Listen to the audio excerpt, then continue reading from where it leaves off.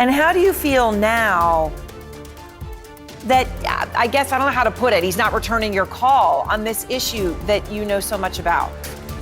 A wise person, if they're going to make a decision, tries to find every available piece of information to kind of come to a conclusion about something. And this is such a dramatic issue, or such a serious issue that, you know, why not seek out every piece of information? He certainly doesn't have to take my advice, but I do find it a little strange that he never sought the advice in the first place. Tonight, an Out Front exclusive. J.D. Vance's cousin, my guest, and a former U.S. Marine standing up to the vice president over his stance on Ukraine.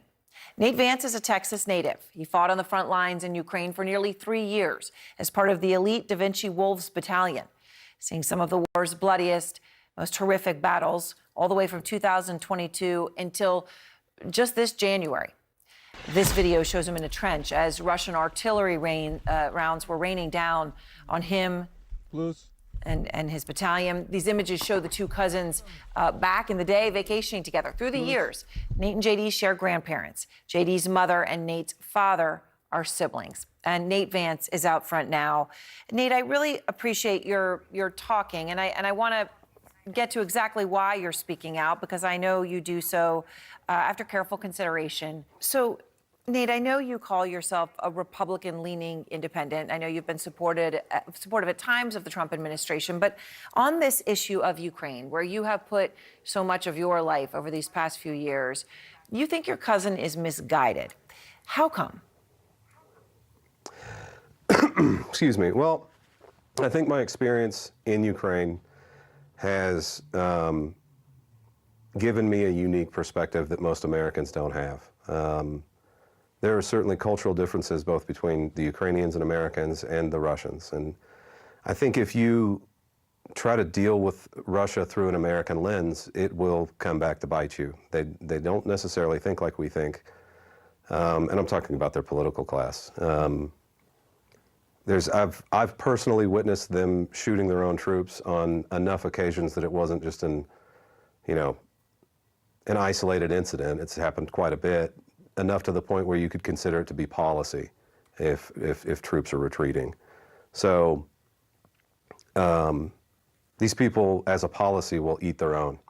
So they will not hesitate to eat an American president or American vice president. They don't care what we think. They're not our allies, and they never will be, not at least for a generation. I know that you've tried to reach out to your cousin since he took office, but haven't been successful. I mean, what were you planning to say to him? I mean, what do you want to say to him now in this moment? Well, look, I mean, there's more than one reason why you could make the argument for supporting Ukraine. There's the, kind of emotional argument, the human element argument part of it, which, fine, if that's the argument you want to make in order to support Ukraine, then I support that. There's also the element of how it will affect the United States long term, right? So if you're just more transactional in nature and you are concerned, what is the benefit for the United States? I don't think there's any scenario where like if this war pauses and sanctions are lifted, Russia has spent the last 3 years kind of beefing up their military-industrial complex, and if you lift those sanctions, you're going to see a massive influx of funds into that military-industrial complex. And they're going to build a war machine out of it, right? That's what they're going to do. And the concept of an imperialistic, aggressive, modernized military Russia who has learned their lessons about modern combat is problematic for our future.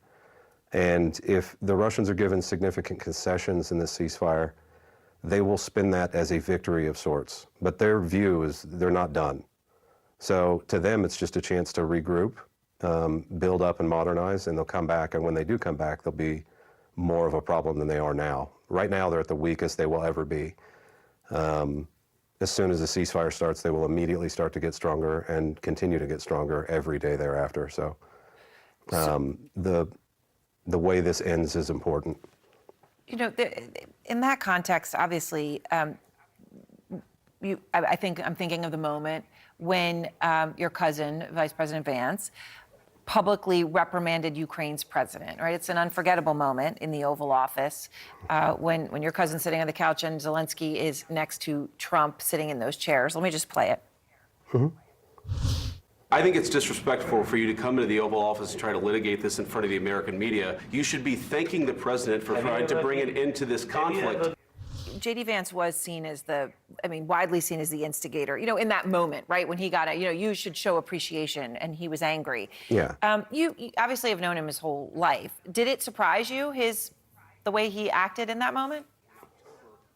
I was surprised. I think what surprised me the most was, regardless of the situation, there's a certain level of decorum that should be reached. And, I'm not naive enough to think that, national leaders don't debate behind closed doors. But when you do that and you publicly, kind of ridicule someone in public, that they have to almost defend themselves. So it was really disappointing to see it for me. I disagreed with that tact. Now, there's a much more diplomatic way to say, wait, I think we're getting off on the wrong foot here. Maybe we can kind of, readdress what our positions are and things like that. There's much better ways to handle that. I know, Nate, that you and Vice President Vance have not spoken about this issue, right, since you've come back.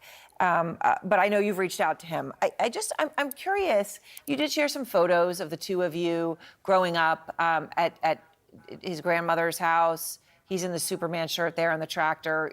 Then JD spent time with your family in California, and so these are all the times you spent together. What was he like then, and how do you feel now that, I guess, I don't know how to put it, he's not returning your call on this issue that you know so much about?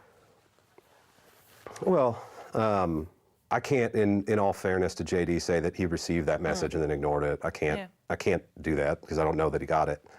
But I did reach out. But regardless of whether or not I reached out or not, I mean, he definitely knew I was there, and at no point tried to make contact, and there were ways to do that.